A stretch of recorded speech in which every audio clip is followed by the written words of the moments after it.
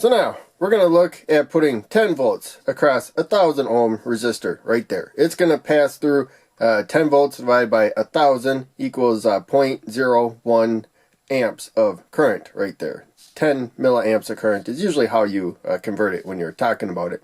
Now, with 10 volts across that 1000 ohm resistor and 0.01 amps of current flowing through it, you multiply them together, you got 0.1 watts of power that it has to dissipate. So the resistor gets fairly hot because most of them are quarter watt resistor, rated for 0.25 watts, but that's maximum. Stay below half that, 0.125 watts. And we are below half of it. So this is okay.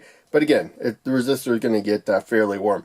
And a simple thing to remember, about 1000 ohm resistors is for each volt across it. So we got 10 volts across it. You'll get 1 milliamp of current flowing through it. Therefore, we got 10 milliamps of current.